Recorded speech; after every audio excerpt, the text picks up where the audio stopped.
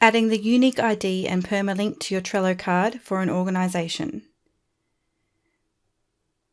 The unique ID number can be found in the URL at the top, so in this case it would be 277.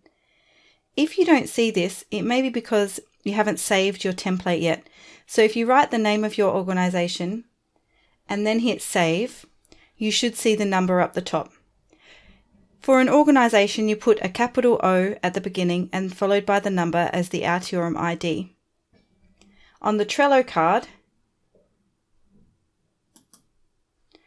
this unique identifier is put into this custom field here.